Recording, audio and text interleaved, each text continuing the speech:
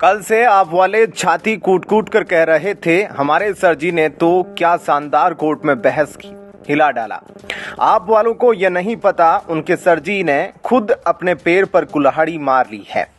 अरविंद केजरीवाल ने supreme court के justice Sanjeev Khanna के ऑर्डर का सिर्फ एक लाइन पढ़ा कि सुप्रीम कोर्ट के जस्टिस संजीव खन्ना ने यह माना कि 100 करोड़ रुपए साउथ लॉबी ने दिए, इस पर डिबेट हो सकती है।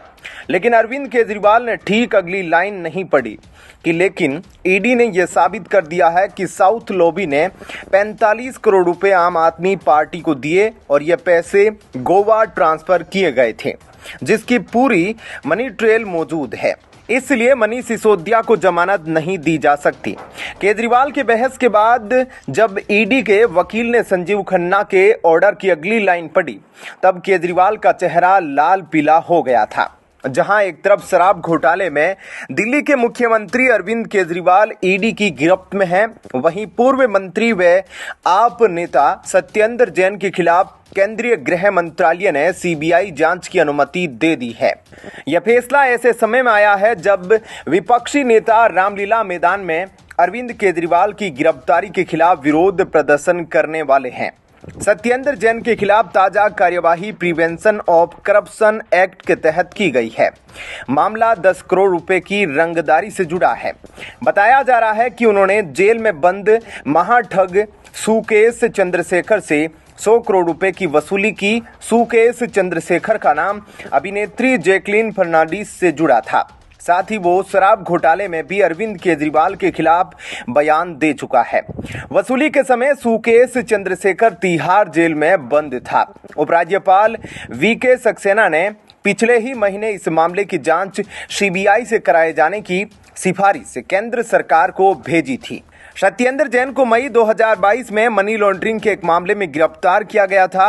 रविवार 31 मार्च 2024 को दिल्ली के रामलीला मैदान में इंडी गठबंधन की रैली होनी है, जिसके लिए चुनाव आयोग से उन्हें अनुमति भी मिल गई है।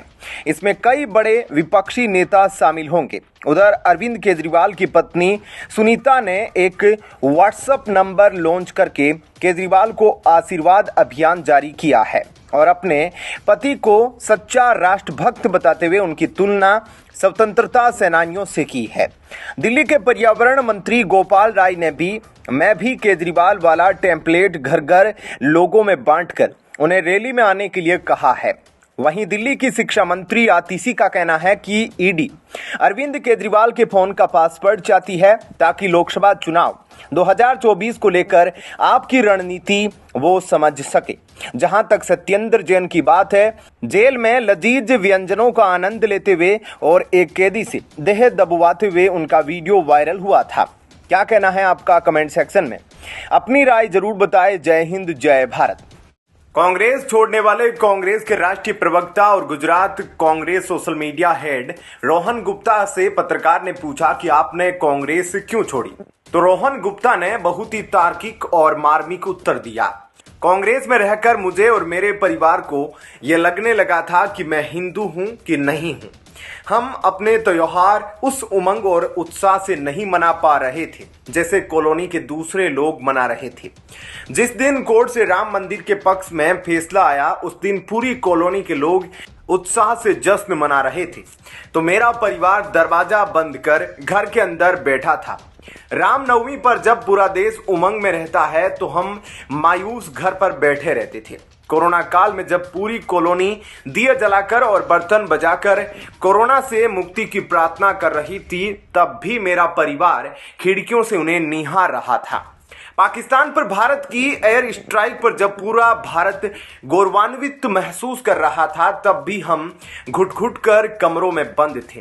धारा 370 हटने पर पूरी कॉलोनी जश्न मना रही थी, तो मैं और मेरे बच्चे ड्राइंग रूम में बंद थे। और सबसे ज्यादा आहत करने वाली बात तो पिछली 22 तारीख को जब पूरा भारत तो छोड़ पूरी दुनिया राममय होकर राम मंदिर के उद्घाटन समारोह में शिरकत कर रही थी, तो मैं और मेरा परिवार अत्यंत मायूसी में उन्हें निहार रहे थे, पर कांग्रेस होने के नाते उनके साथ शिरकत नहीं कर सकते थे। ऐसे में पिछले 10 साल में अनगिनत मौके आए जब हमें अपने आप से पूछना पड़ता था कि हम हिंदू है कि नहीं हैं। कांग्रेसी विचारधारा हमें धीरे धीरे धर्म विरोधी तो बना ही रही थी, तो कहीं ना कहीं हम देश विरोधी भी बनते जा रहे थे, क्योंकि हमें उस अच्छे कार्य का विरोध करना था जो मोदी सरकार कर रही थी। बस मेरे कांग्रेस छोड़ने का सिर्फ यही कारण है। लगता है कि हम फिर से हिंदू हो गए हैं। अब मैं भी अपने कॉलोनी वासियों के साथ अपने हर त्योहार को पूरे हर्ष के साथ मना पाऊंगा। बताते चले कि रोहन के पिता राजकुमार गुप्ता ने 2004 का लोकसभा चुनाव कांग्रेस के टिकट पर अहमदाबाद सीट से लड़ा था। हालांकि बाद में यह सीट अहमदाबाद पूर्व और अहमदाबाद पश्चिम में बंट गई।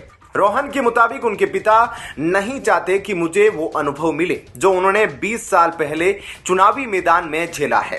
वहीं गुजरात कांग्रेस के प्रवक्ता मनीष दोशी ने कहा, रोहन गुप्ता का चुनाव मैदान से अचानक हटने का फैसला पार्टी के लिए चौंकाने वाला रहा, क्योंकि उन्होंने फैसले की घोषणा करने से पहले स्थानीय नेतृत्व से सलाह नहीं ली थी।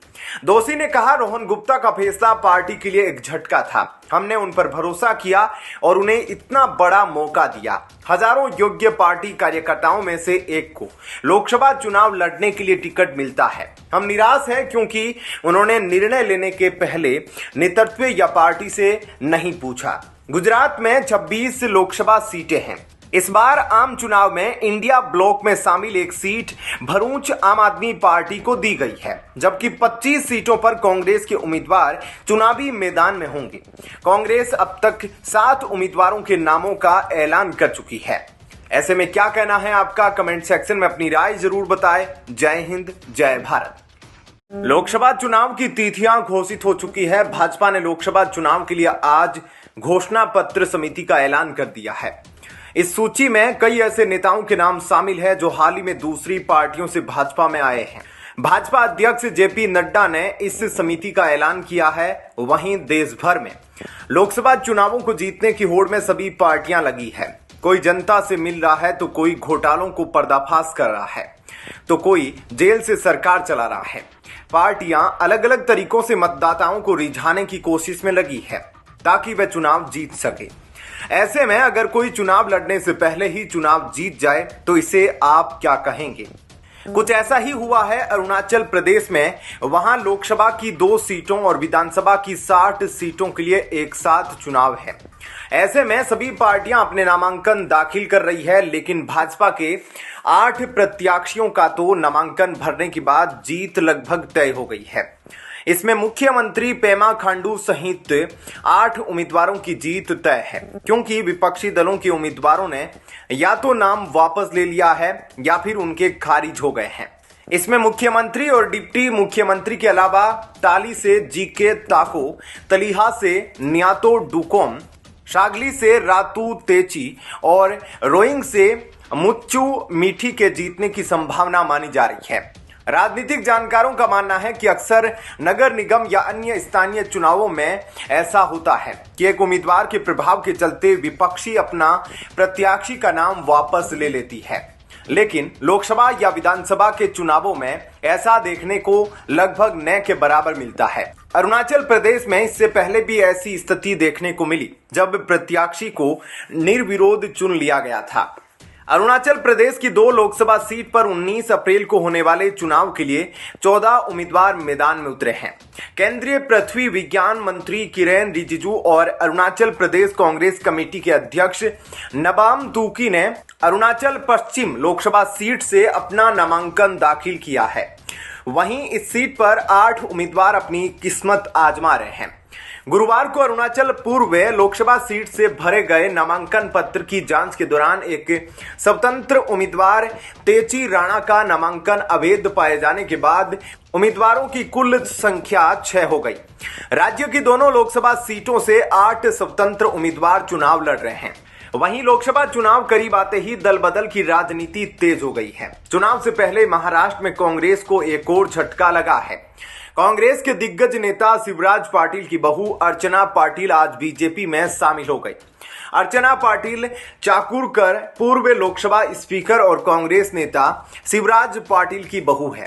वह उदगीर में life care hospital and research centre की चेयरपर्सन है। अर्चना के पति शैलेश पाटिल चंदूरकर महाराष्ट्र कांग्रेस के राज्य सचिव है। अर्चना पाटिल आज एक औपचारिक कार्यक्रम के दौरान बीजेपी में शामिल हो गए। इस दौरान उन्होंने संवाददाताओं से कहा, मैं राजनीति क्षेत्र में काम करने के लिए बीजेपी में शामिल हुई हूं। मैं पीएम मोदी द्वारा लाए गए नारी शक्ति वंदन अधिनियम से बहुत प्रभावित हूं। यह महिलाओं को सम्मान अवसर देने के लिए है। क्या कहना है आपका? कमेंट सेक्शन में अपनी राय जरूर बताएं। जय हिंद, जय भारत। एक के साथ एक फ्री, सांसद प्लस विधायक। आपसे पंजाब के इकलौते सांसद और जालंधर से आपके उम्मीदवार सुशील कुमार रिंकू भाजपा में शामिल हुए, जिसके बाद केजरीवाल यह समाचार सुनते ही शुगर लेवल और गिर गई है। एक तरफ केजरीवाल को बेल नहीं मिल रही, दूसरी तरफ पार्टी में भगदड़ मची है। सांसद सुशील रिंकू के आम आदमी पार्टी छोड़कर भाजपा में शामिल होते ही पंजाब सरकार ने उनकी सुरक्षा घटा दी है। रिंकू की सुरक्षा में 8 पुलिसकर्मी तैनात थे। सरकार ने 4 को वापस बुला लिया है। सुशील रिंकू 27 मार्च को भाजपा में शामिल हुए थे और 28 मार्च को उनकी सुरक्षा घटा दी गई। रिंकू ने केंद्रीय गृह मंत्री अमित शाह को पत्र लिखकर इसकी जानकारी दे दी है।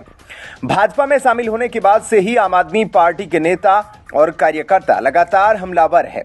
27 मार्च को ही उनके घर के पास प्रदर्शन किया गया था। शुक्रवार को रोड शो के दौरान भी आप कार्यकर्ताओं ने सांसद रिंकू के घेराव का प्रयास किया।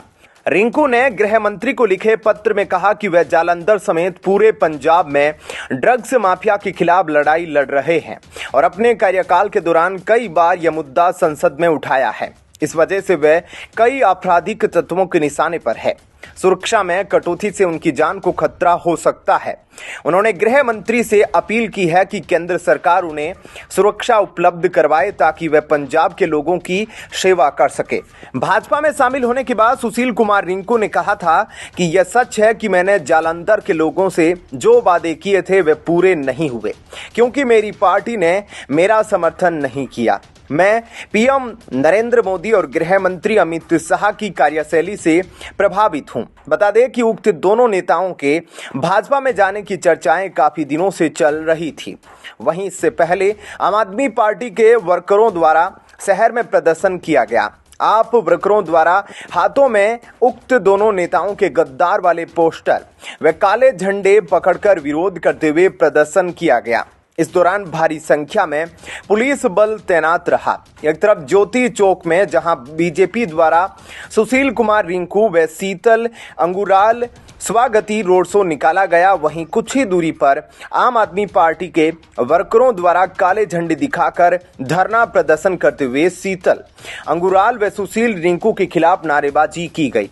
धरना प्रदर्शन कर रहे वर्करों का कहना है कि शीतल अंगुराल व सुशील रिंकू ने पार्टी के साथ धोखा किया है। इस दौरान लोगों में काफी रोष पाया जा रहा है। बता दें, आप द्वारा किया जा रहा प्रदर्शन व बीजेपी के रोड शो के दौरान भारी जाम देखने को मिला।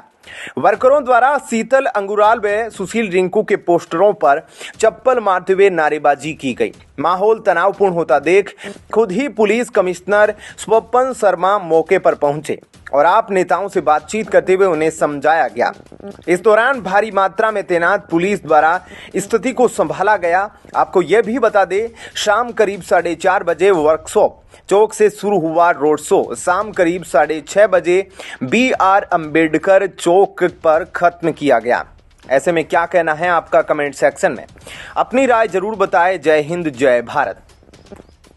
आज पंजाब बेरोजगारी से बेहाल है, किसान मजबूर है, आत्महत्या कर रहा है, युवा नशे के चंगुल में पूरी तरह से फंस चुका है। रेत माफिया, ड्रग माफिया, शराब माफिया, खनन माफिया, रंगदारी, दिन दहाड़े कत्लेआम पंजाब में अब आम बात हो चुकी है। इसी को मद्देनजर रखते हुए 3.5 करोड़ पंजाब वासियों की आशा, अभिलाषा और आकांक्षाओं को पूरा करने के लिए नरेंद्र मोदी के दूरदर्शी नेतृत्व में विकसित भारत तथा विकसित पंजाब बनाने के लिए भारतीय जनता पार्टी इस बार लोकसभा की सभी 13 सीटों पर अकेले चुनाव लड़ने का फैसला लिया है। वहीं अब इस बीच पंजाब के किसानों ने भगवंत मान के नेतृत्व वाली आम आदमी पार्टी की सरकार के खिलाफ मोर्चा खोल दिया है। मार्केट कमेटी को लेकर राज्य सरकार के निर्णय के खिलाफ किसानों ने अमृतसर में शनिवार को प्रदर्शन किया और मुख्यमंत्री भगवंत मान का पुतला फूंका। इस दौरान प्रदर्शनकारियों ने सीएम मान को किसान विरोधी बताया और उनके खिलाफ नारे लगाए। अमृतसर के गोल्डन गेट के पास प्रदर्शन कर रहे किसानों का कहना है कि वे भगवंत मान की तानाशाही के खिलाफ लड़ेंगे। उनका कहना है कि भगवंत मान सरकार ने 26 मार्केट कमेटी को भंग करने का निर्णय लिया है, जो किसानों और मजदूरों के हितों के खिलाफ है। उन्होंने भगवंत मान को किसानों के पीठ में छुरा घोंपने का आरोप लगाया। एक किसान ने कहा, किसान मजदूर भगवंत मान सरकार की अर्थी जला रहे हैं। भगवंत मान की सरकार ने पंजाब के किसानों के पीठ में छुरा घोंपा है, हमारा नुकसान किया है। उन्होंने हमारे पंजाब की 26 मार्केट कमेटियां तोड़ी है। उन्होंने सारा काम 9 कॉरपोरेट को सौंप दिया है। इसके विरोध में हम भगवंत मान सरकार की अर्थी जला रहे हैं। उस किसान ने आगे कहा, अपनी सरकार बचाने के लिए इन्होंने पंजाब का गला घोंट दिया। मैं आड़तियों से आह्वान करता हूं कि अगर जिंदा रहना है मंडी में तो इनके खिलाफ बोलिए। मार्केट कमेटी के मुलाजिमों से बोलूंगा कि इनके खिलाफ आइए। आने वाले समय में निर्णय करेंगे कि भगवंत मान सरकार के खिलाफ क्या फैसला करना है। सामने आए वीडियो में यह किसान कहता है, हम यह निर्णय करेंगे कि आम आदमी पार्टी को गांव में घुसने देना है कि नहीं देना है। अगर यह नोटिफिकेशन रद्द नहीं किया गया, इसके साथ साथ हम भगवंत मान सरकार को कहना चाहेंगे कि अगर यह फैसला वापस नहीं लेते हो तो हमारा सामना आपको भी करना पड़ेगा। पंजाब के इस किसान ने कहा, आम आदमी पार्टी की सरकार ने मंडियों को कॉरपोरेट का यार्ड बना दिया है। साल 2023-24 की गेहूं खरीदने, बेचने और उसे स्टोर करने का फैसला कॉरपोरेट को दिया है। चेतावनी देते हुए उसने कहा कि इसका विरोध अब पंजाब में चरम सीमा पर पहुंचेगा। बता दें कि पंजाब सरकार ने मंडी बोर्ड एक्ट 1961 में संशोधन किया है और मार्केट कमेटियों को भंग करके इसे दूसरे विभागों के साथ मर्ज कर दिया है। इससे पंजाब के किसान भड़क गए हैं और भगवंत मान सरकार पर तानाशाही करने और किसानों मजदूरों के खिलाफ काम करने का आरोप लगा रहे हैं। क्या कहना है आपका कमेंट सेक्शन में? अपनी राय जरूर बताएं। जय हिंद, जय भारत।